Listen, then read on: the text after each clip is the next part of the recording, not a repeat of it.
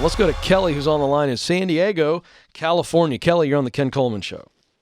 Hi. I hope you're doing well today. Thanks for taking my call. Absolutely. Thank you. How do I help? So I'm currently in the discovery stage.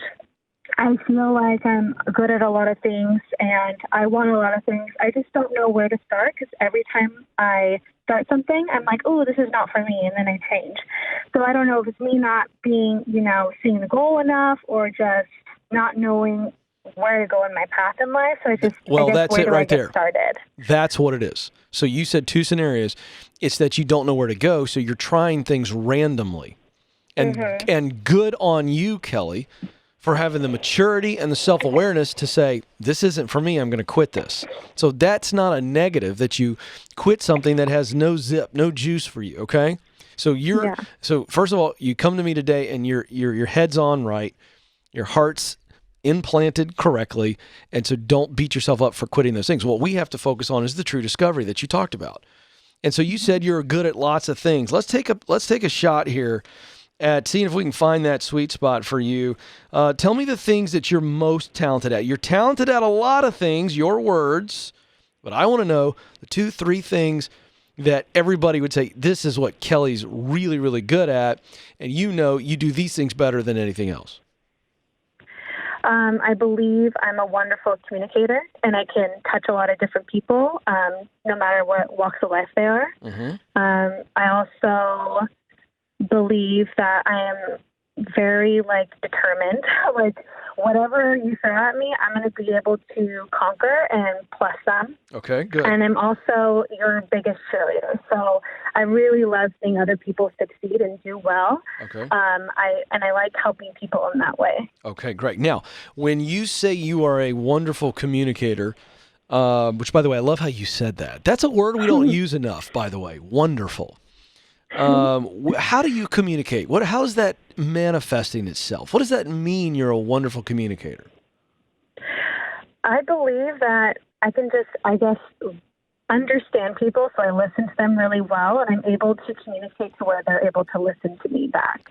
So, do you find yourself giving people advice? Is that what's happening? Totally. And how do they react? Just take me back to 1 or 2 recent scenarios. You don't have to tell me the story or the details, but take me back to when you were done dispensing that advice. You laid it on them. How did they react? Eye-opening. They were just like, well, I never thought that way, or now just really kind of put back. Yeah, but they really appreciated it and they took it to heart, yes? Yes. That's what you meant by eye-opening. Now, second question. How did you feel when that conversation was over? They went on their way, you went on your way, and you knew that they had received and appreciated what you said. How did you feel in those moments right after that? Of course I felt wonderful. Gave someone peace of heart, smile on their face, just confidence in themselves. Of course. To help a lot of people that way. Of course. Kelly, you starting to see something here? You starting to recognize something? Yes or no? You recognizing something? I am. Okay, now we're not done. But we're not done. Now let's go to passion. I want you to not give me any answers that have to do with limiting beliefs or what you consider hurdles, qualifications or money issues or whatever. I just want you to tell me what your heart feels. Agree or disagree with me? I agree. Okay, good. I want to make sure. Now here we go. Who do you most want to help? Describe them. I want to help the people that were me when I was younger. Which is? I want to help, which is someone that may have had lack of confidence. Okay. How do you lack of understanding. Yeah. What did that come from? What'd your lack of confidence and understanding come from? What was the source? I was a competitive softball player, and one of my coaches was very, very mean to me growing up. And people don't realize the words that you tell people can really affect them as you get older, even if it's years behind. Yeah. So I want to tell people that it's okay. You're going to be fine, and you're going to get through it, and everything is going to be okay. That's right. So, Kelly, I'm going to take your advice, and I'm going to hit it back across the net to you. And everything's going to be all right, and you've got this. And what you're feeling right now is a combination of pain and great passion, because you know what it's like when somebody Whether meant to or not, the coach puts a label on you, puts a thought in your head, and it stays in your head and your heart for a long time, and it holds you back. And it's held you back almost up to this moment, hasn't it? Totally. Completely. Yeah. So here's what I think. I think you have to now ask yourself the following questions. Okay? We know who you want to help. We know that you want to encourage and equip young people. Would you say that's your audience? I would think so, yeah. Yeah. And so how do you do that? Okay, a couple options. You got to ask this, and then you got to start to answer it, and then say, does this match up with my talent and my passion? Can I use my talent, what I do best, which is communicating? You're a cheerleader, and you're determined. You're a bulldog to help people, aren't you? You're not going to quit on them.